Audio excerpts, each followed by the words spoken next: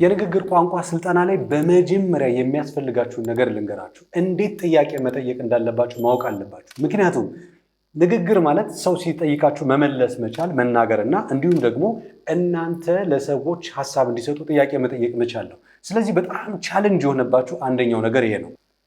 እንዲሁም ደግሞ በንግግር ሰዓት ላይ እናንተ ሰዎች እንዲያደርጉ የምትፈልጉትን ነገር ለመጠየቅ የምትጠቀሙት ፍሬዝ እና እንዲደረግላችሁ የምትፈልጉትን ነገር ማለትም ደግሞ እናንተ ልታደርጉ የፈለጋችሁትን ነገር እንዲፈቀድላችሁ የምትጠይቁበት መንገድ ኮምፕሊትሊ በጣም ይለያያሉ።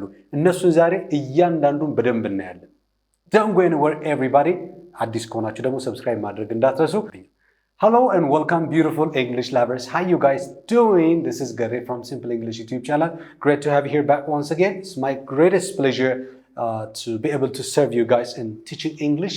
በጣም አመሰግናለሁ አብራችሁ ስላላችሁም ደስተኛ ነኝ። So what I'm trying to do today is of course to teach you a little bit about some possible structures and how you guys can construct different sentences in terms of asking questions and of course in terms of keeping your sentence a little more polite.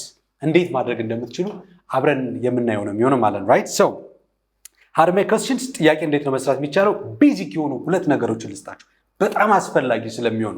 የመጀመሪያው could you እና would you ብዙ ጊዜ ትጠቀማላችሁ እናንተ፣ ግን እዚህ ጋር pronunciation ራሱን የቻለ ደግሞ ሌላ ኬዝ ነው። so could you ስክሪኑ ጋር እንደምትመለከቱት could you ይላል would you ይላል። እኔ ስለ ኩድ እና ስለ ውድ ዛሬ ሳስተምራችሁ በጣም ፎከስ ማድረግ የምፈልገው ኩድ እኮ የዊል ፓስቴንስ ነው፣ ውድ ደግሞ ማነው ኩድ ማለት የካን ፓስቴንስ ነው፣ ውድ ደግሞ የዊል ነው ምናምን እንዳትሉኝ። እሱን አይደለም የምፈልገው። ፖላይት የሆኑ ጥያቄዎችን ለመጠየቅ በትህትና ሶፍትን የሆኑ ጥያቄዎች ለመጠየቅ የምትጠቀሙበት መንገድ ነው። ራይት? ይገባኛል። አሁን እኔ ጋር እየተማራችሁ ያላችሁ ሰዎች፣ ስራ ላይ ያላችሁ ትምህርት ላይ ያላችሁ፣ ኮሌጅ ዩኒቨርሲቲ ምናምን በብዙ ዘርፍ ውስጥ ያላችሁ ሰዎች ያላችሁ whatever ለሁላችሁም በጣም ይጠቅማል።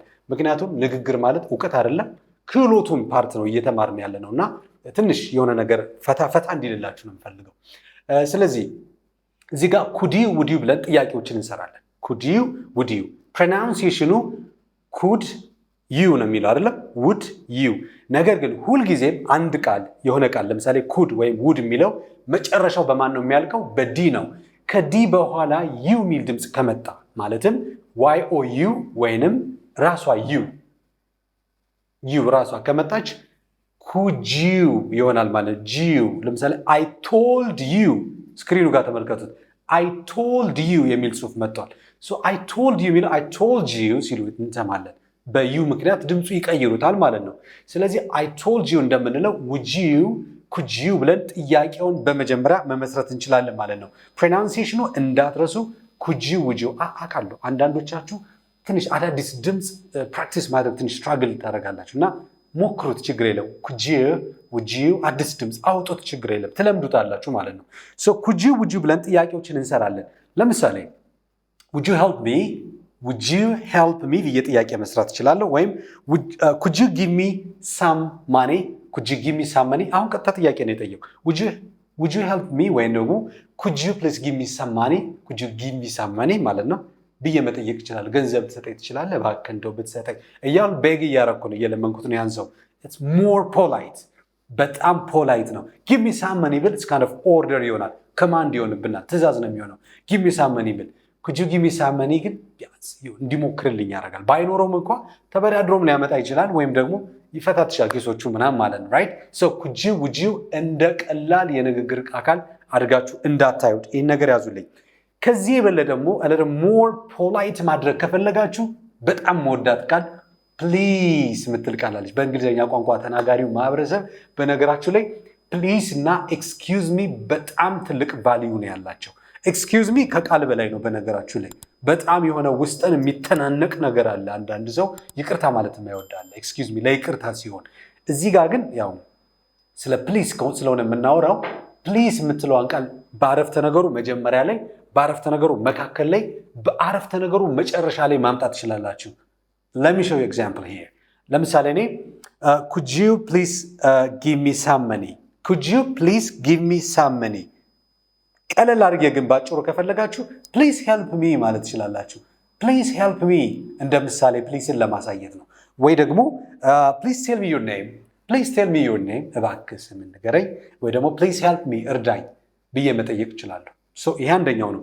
ኩድ ዩ እና ውድ ዩ ስንጠቀም ደግሞ የበለጠ ፎርማል ሲሆን ምሳሌ ኩድ ዩ ፕሊዝ እናድርገው። ኩድ ዩ ፕሊዝ ጊቭ ሚ ሰም ማኒ፣ ኩድ ዩ ፕሊዝ ጊቭ ሚ ሰም ማኒ ወይንም ውድ ዩ ፕሊዝ ጊቭ ሚ ሰም ማኒ ኢንተርቼንጀብል ናቸው።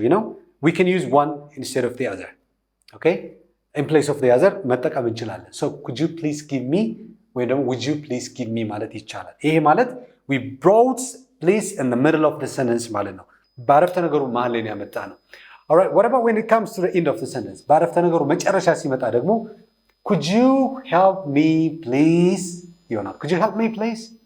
would you help me please ማለት ትችላላችሁ። ኮማ አድርጋችሁ ፕሊዝ ነው ስክሪኑ ጋር እያያችሁት ነው ጽሁፉን አይደል? በዚህ መንገድ መጠቀም ትችላላችሁ። ይሄ ሞር ፖላይት ስናደርግ ጥያቄ መጠየቅ ስንፈልግ ምንጠቀምበት ነው ማለት ነው። ኦኬ አሁን ፕሊዝን በአረፍተ ነገሩ መካከል ላይ መጀመሪያ ማድረግ ትችላላችሁ። ልክ ፕሊዝ ሄልፕ ሚ እንዳልኩት በአረፍተ ነገሩ መጀመሪያ ላይ ማለት ነው።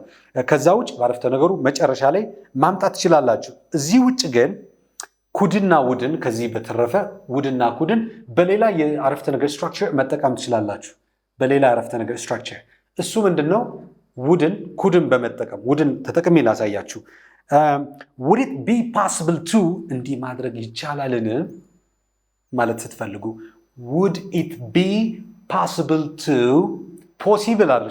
possible would it be possible to አንዳንዴ ነው አሲሚሌሽን የሚባል የቋንቋ ህግ አለ።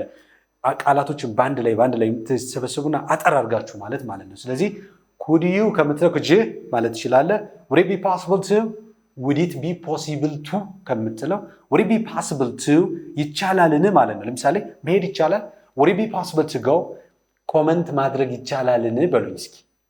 ኮመንት መጻፍ ይቻላል ወይ ብላችሁ ጻፉልኝ። would it be possible to ጻፉታ። በቃ ምን ታያለ? ጻፉ እዚህ ጋር ኮመንት ሴክሽን ላይ አስቀምጥልኝ። would it be possible to ብላችሁ መጻፍ ትችላላችሁ። ይሄ አንደኛው ጥያቄ መጠየቂያ መንገድ ነው። ሌላኛው ውድን ተጠቅመን አሁንም would you mind ማለት ትችላላችሁ። would you mind ቅር ይልካል፣ ቅር ይልሻል ወይ? would you mind ብላችሁ መጠየቅ ትችላላችሁ። ምሳሌ ስትሰጣችሁ የተሻለ ይሆናል ብዬ አስባለሁ። ለምሳሌ would it be possible to leave እዚህ ለቆ መሄድ leave L-E-A-V-E ማለት ነው፣ ትቶ መሄድ። would it be possible to leave መሄድ ይቻላል፣ እዚህ ትቶ መሄድ ይቻላልን እያላችሁ የጠየቃችሁ ነው። ወይም ደግሞ would you mind if I leave would you mind if I leave እዚህ ወጥቼ ብሄድ ቅር ይልሃል ወይ ቅር ይልሻል ወይ ነው። እንዴት ነው መመለስ የምንችለው? እዚህ ጋር አንድ ነገር ግን ላሳያችሁ። would you mind if I leave የሚለው ብዙ ጊዜ በኔቲቭ ስፒከርስ ዘንድ ሁለት አረፍተ ነገር ልስጣችሁ። እዚህ ጋር would you mind if I left የሚል አረፍተ ነገር አለ። ሁለተኛው ደግሞ would you mind my leaving ማለት ትችላላችሁ። would you mind my leaving የትኛው የተሻለ ነው?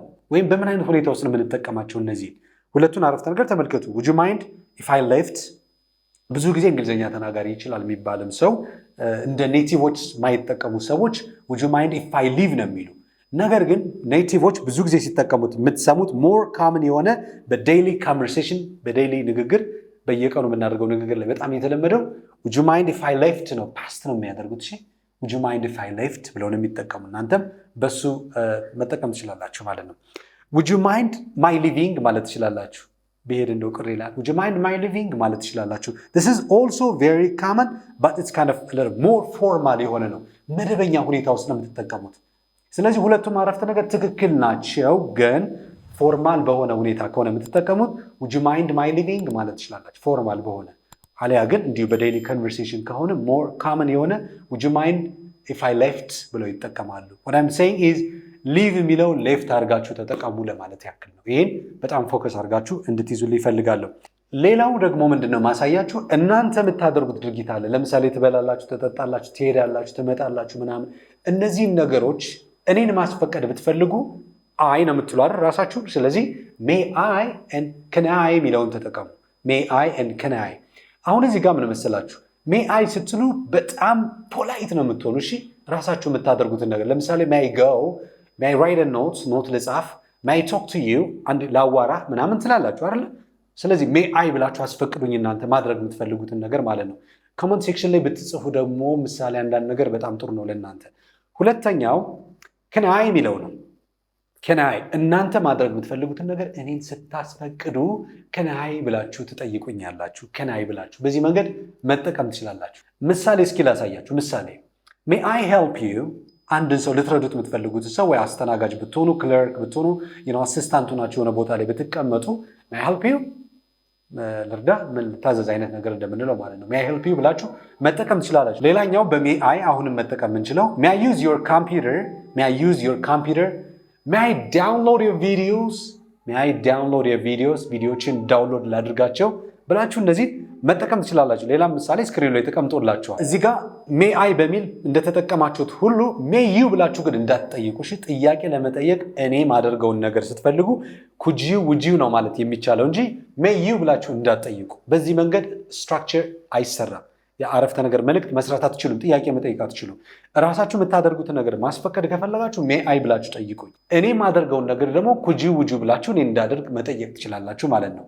ከዛ በዘለለ ግን ሜይ ዩ ብላችሁ የምትጠቀሙ ከሆነ ለምርቃን ነው። ሰውን ለመመረቅ ስትፈልጉ ሜይ ዩ ሊቭ ሎንግ፣ ሜይ ጋድ ብለስ ዩ፣ ሜይ ዩ ሰክሲድ ባይ ዘ ኒው ይር፣ በአዲሱ ዓመት ስኬት ይምጣልህ ምናምን እንደዚህ ያደርግልህ እግዚአብሔር ባርክ፣ እንደዚህ መመለስ መጠየቅ ትችላላችሁ። ይህ ብለስ ለማድረግ ሰዎችን ለመባረክ ስትፈልጉ የምትጠቀሙበት ነው። ሜይ ዩ ሊቭ ሎንግ እንላለን አይደል? ረዥም ዓመት ዕድሜ ይኑርህ እንደዚህ አይነት ነገር እንደማለት ነው። በዚህ መጠቀም ትችላላችሁ። ነገር ግን ሜይ ዩ ብላችሁ ጥያቄ መጠየቅ አትችሉም። ሁለተኛው ካን ነች። ካን ስትሉ አሁን ብዙ ጊዜ ካን ኤቢሊቲ ነው አይደለ? ስለ ችሎታ ነው፣ ስለ መቻል ነው የምናወራው። ግን እንዲህ ማድረግ ትችላለህ ለማለት አይደለም። will you do it for me እንደማለት ታደርግልኛለህ ለማለት ነው። ችለህ ታደርግልኛለህ ወይ ማለት ነው ባጭሩ። ስለዚህ እንዲህ ታደርግልኛለህ ብላችሁ መጠየቅ ስትፈልጉ can you help me ብትሉ ልትረዳኝ ትችላለህ ሳይሆን ትረዳኛለህ ማለት ነው ባጭሩ። የመቻል አለመቻልን ጉዳይ አይደለም እየጠየቃችሁት ያለው እዚህ ጋር። እሺ ሁልጊዜ ካን ስለ ኤቢሊቲ ነው ብላችሁ እንዳታስቡ ነው። ስለዚህ can you help me ማለት እንችላለን። ወይንም ደግሞ can you pass the bag can you please pass the bag ይህን ባግ ልታሳልፍልኝ ልትሰጥልኝ ትችላለህ ወይም ልትሰጠኝ ትችላለህ ብላችሁ መጠቀም ትችላላችሁ። or can you speak English ካልን ግን አንዳንዴ በአንዳንድ ኮንቴክስት ኤቢሊቲ ሊሆን ይችላል። can you speak English እንግሊዝኛ መናገር ትችላለህ እንደማለት ነው። ኦኬ so can you help me እና can you speak English ሁለቱ አንድ አይነት ትርጉም አይደለም ያላቸው። ምን ማለቴ ነው? can you help me ካልን እባክህ እርዳኝ ነው። I want someone to help me እንዲረዳኝ እፈልጋለሁ ማለት ነው። can you speak English ካሉ ግን እንግሊዝኛ ትናገራለህ ወይ ነው። ችሎታውን እየጠየቃችሁ ሊሆን ይችላል። ሰው እንደያገባቡ የተለያየ እንትን ሊኖረው ይችላል፣ ትርጉም ሊኖረው ይችላል ማለት ነው። ምንድነው ዛሬ እንግዲህ ያሳየኋችሁ ጥያቄ መጠየቅ ስትፈልጉ could you would you መጠቀም ትችላላችሁ። ራሳችሁ የምታደርጉትን ሌላ ሰው ማረጋገጥ ከፈለጋችሁ ሌላ ሰው ጋር may I can I እያላችሁ መጠየቅ እንደምትችሉ ትንሽ ሃይላይት ልሰጣችሁ ስለፈለኩ ነው። አብረን ስለነበርን አመሰግናለሁ። thank you so much everybody። ሰመር ኮርስ ተጀምሯል። እኛ ጋር መማር የምትፈልጉ በአዲስ አበባ፣ አዳማና ባህር ዳር ዝግጁ ነን። ታንክስ ባይ ባይ።